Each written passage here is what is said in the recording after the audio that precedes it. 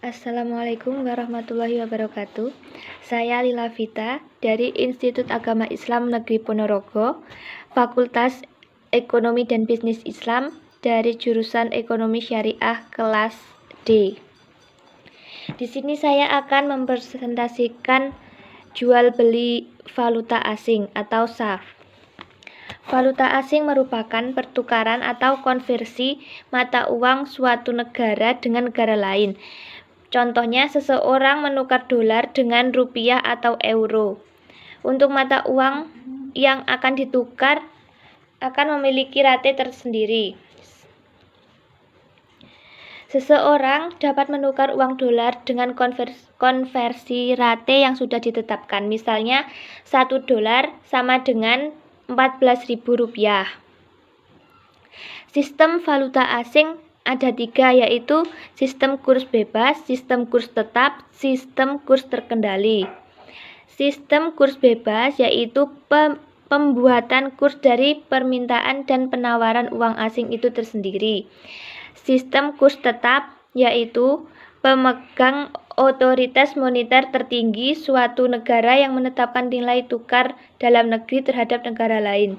Sistem kurs terkendali yaitu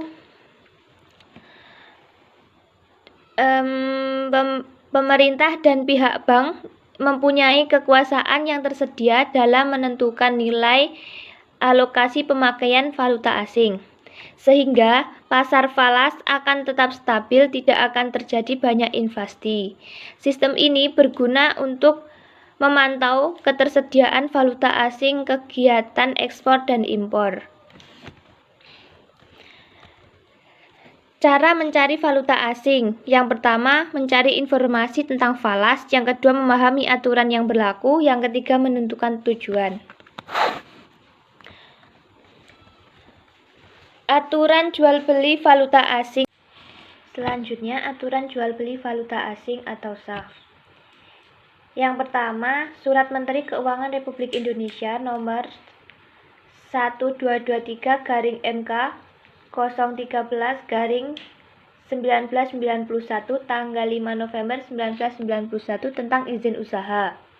Keputusan Menteri Keuangan Republik Indonesia nomor 430/KMK 013/1992 tanggal 24 April 1992. Hal ini dibuktikan dalam UU Perbankan nomor 7 tahun 1992. Peluang beroperasinya bank dalam Islam di Indonesia belum jelas, hanya aturan berupa ketentuan bank berdasarkan prinsip bagi hasil dalam peraturan pemerintah nomor 72 tahun 1992. Yang kedua, Peraturan Bank Indonesia nomor 10/37 PBI 2008 tentang transaksi valuta asing terhadap rupiah. Yang ketiga, menurut pasal 1 angka 1 Undang-Undang Republik Indonesia nomor 7 tahun 2011 tentang mata uang. Yang keempat, menurut pasal 1 ayat 5 Peraturan Bank Indonesia nomor 17/6 PBI 2015 tentang perubahan atas Peraturan Bank Indonesia nomor 16/PBI/2014 tentang transaksi valuta asing terhadap rupiah bank dengan pihak domestik. Yang kelima, Peraturan Bank Indonesia 18/18/PBI/2016 tentang transaksi valuta asing terhadap rupiah antara bank dengan pihak domestik.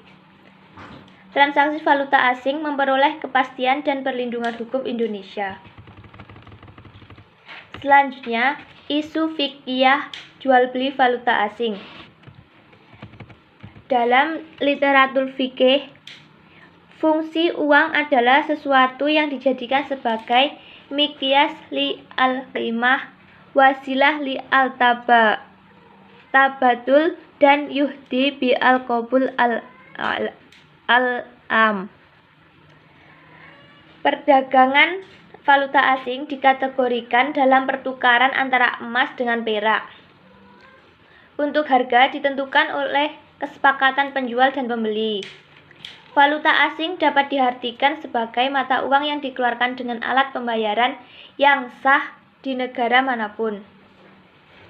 Al-sarf secara bahasa yaitu penambahan, penukaran atau transaksi jual beli.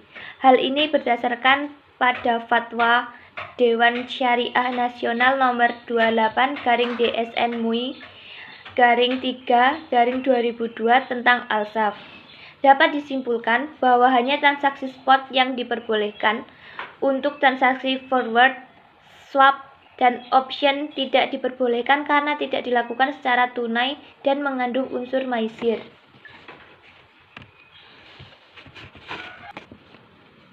Pada prinsipnya, praktek jual beli yang diperbolehkan berdasarkan firman Allah dalam surat Al-Baqarah ayat 275. Entitas pasar valuta asing sangat mendukung perkembangan ekonomi negara-negara secara menyeluruh. Hal ini harus mendapat perhatian ekstra dari pemerintah untuk kesejahteraan rakyat. Pasar valuta asing termasuk dalam gambaran dunia global yang menghadirkan berbagai jenis mata uang yang beraneka ragam. Pasar valuta asing menjadi tempat dari setiap individu, perusahaan, ataupun bank. Sekian presentasi dari saya. Wassalamualaikum warahmatullahi wabarakatuh.